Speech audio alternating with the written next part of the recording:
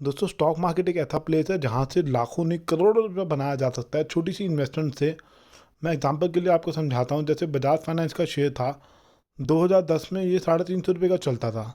आज स्प्लिट होकर वैल्यू निकाले तो 3 रुपये की, मतलब 3 रुपये वाली शेयर आज की डेट में 950 रुपये का खड़ा है। तो कितने गुना बढ़ गया। अगर किसी ने 1 लाख रुपये लगाए होते तो उसके करोड़ों रुपये बन जाता। तो स्टॉक मार्केट एक ऐसा प्लेस है जहाँ से मोटा पैसा बनाया जा सकता है लॉन्ग टर्म में। तो उसके लिए कोई तरीका है जिससे हम अच्छे स्टॉक आइडेंटिफाई कर पाएँ। ये हर कोई बहुत आसानी से, बहुत सिंपल तरीके से कर सकता है। इसके लिए आपको अपने माइंड में एक चीज़ क्लियर करना पड़ेगा, एक फंडा क्लियर करना पड़ेगा। आप कोई भी कंपनी का शेयर खरीदो तो इट मीन्स आप उस कंपनी के बिजनेस पार्टनर बन रहे हो। अगर वो बिजनेस ग्रो करेगा तो आपको प्रॉफिट होगा, अगर बिजनेस ग्रो नहीं करेगा तो आपको प्रॉफिट नहीं होगा। तो मान लीजिए, अगर आपको बैंकिंग सेक्टर का स्टॉक चुनना है तो आप कौन सा स्टॉक चुनेंगे। आप ये सोच के चलिए कि अगर मैं बिज़नेस करने जा रहा होता, मुझे बैंकिंग का बिज़नेस करना होता, अगर मेरे पास करोड़ों रुपया होता, अगर मैं बैंकिंग का बिज़नेस डालने जा रहा होता तो कौन सा, किस तरीके का बिज़नेस मैं करता। मेरा कहने का मतलब ये है, आप अलग अलग सेक्टर के अलग अलग स्टॉक चुनिए। हर सेक्टर में उसका लीडर या जिसकी मार्केट लीडरशिप हो उसको चुनिए। जो मार्केट लीडर हो या किसी की मोनोपोली हो उस स्टॉक को चुनिए।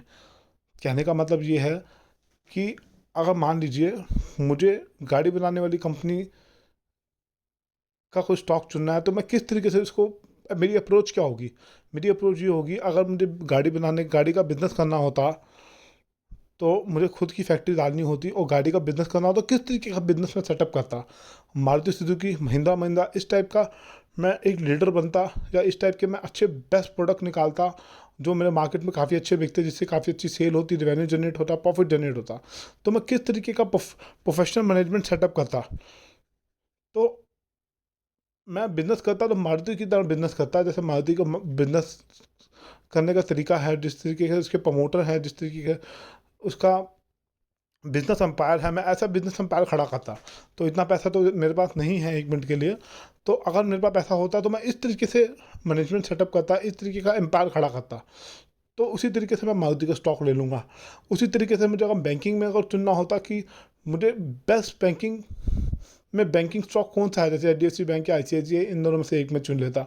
कि अगर मुझे बिज़नेस करना होता, बैंकिंग का बिज़नेस डालना होता, अगर मेरे पास करोड़ों रुपये होते तो मैं किस तरीके से बिज़नेस करता, मैं किससे कम्पीट करता अपने आप को, और किस तरीके से मैं एक साम्राज्य स्थापित करता मार्केट के अंदर, इंडस्ट्री के अंदर एक साम्राज्य स्थापित करता, और किस तरीके से प्रॉफिटेबल रहता, किस तरीके से मैं अपने बिजनेस को बड़ा करता। मतलब रोल मॉडल मेरा कौन है, आईसीआईसीआई बैंक या एचडीएफसी बैंक, तो मैं इस तरीके से स्टॉक को चुनता। मेरी अप्रोच ये रहती। उसी तरीके से एफएमसीजी सेगमेंट में मैं, अगर मुझे एफएमसीजी सेगमेंट का वो बिजनेस करना है तो मैं हिंदुस्तान यूनिलीवर से अपने आप को कंपेयर करता कि मुझे इस तरीके से साम्राज्य स्थापित करना है मार्केट के अंदर, इस तरीके से मुझे मार्केट लीडर बनना है हर प्रोडक्ट के अंदर, इस तरीके से डिफरेंट डिफरेंट वैरायटी के प्रोडक्ट लॉन्च करने हैं और छा जाना है पूरी मार्केट के अंदर। तो इस तरीके से आप बिजनेस को चुनिए, इस तरीके से आप स्टॉक को चुनिए। अगर इस तरीके से स्टॉक चुन के आप लॉन्ग टर्म के लिए होल्ड करेंगे तो आपको नुकसान होने की प्रोबेबिलिटी कम रहेगी और प्रॉफिट होने की संभावना ज़्यादा रहेगी।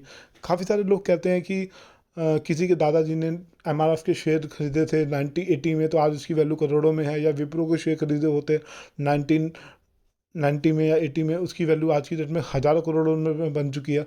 तो ये हिस्ट्री आगे भी रिपीट होगी, क्योंकि जो बिज़नेस कंपनी कर रही है आज की डेट में, एक्सपेंड कर रही है अपने आप को, जो मार्केट लीडर हैं आज की डेट में, वो आने वाले समय में और ग्रो होंगी, क्योंकि कई कंपनियां ऐसी हैं अपने आप को एक्सपेंड कर रही हैं, दूसरे एरिया में भी अपने आप को एक्सप्लोर कर रही हैं और नए नए सेगमेंट में ऐड होती जा रही हैं, और वो मार्केट लीडर अपने सेगमेंट में तो है और साथ साथ एक्सपेंशन बहुत अच्छा कर रही हैं। तो मेरे हिसाब से जो मार्केट लीडर आज भी हैं वो आने वाले समय में भी मार्केट लीडर रहेंगे, और तेज़ी से बढ़ेंगे और तेज़ी से ग्रो करेंगे, क्योंकि मार्केट में पॉपुलेशन बढ़ रही है, डिमांड बढ़ रही है प्रोडक्ट की।